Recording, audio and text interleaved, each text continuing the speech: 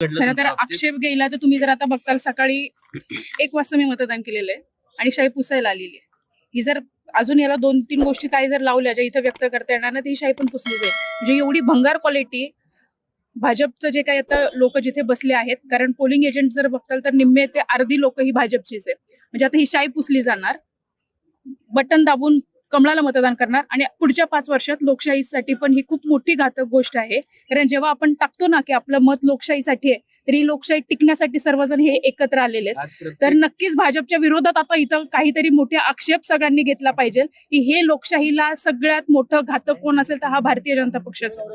So यापुढे मतदारांनी पण काळजीपूर्वक मतदान करावं आणि नक्कीच आपला तिसरा डोळा उघडून त्या मशीनवर बघावं की नक्कीच आपण ज्याचं बटन दाबतोय त्यालाच मतदान पडतंय का. आणि दुसरी गोष्ट म्हणजे आज सकाळपासून या बूथवर माझं येणं जाणं आहे, तर एवढ्या कन्फ्युजन मशीन इथे ठेवलेल्या आहेत. म्हणजे ईव्हीएम मशीन जर बघताल तर एका खाली एक आहे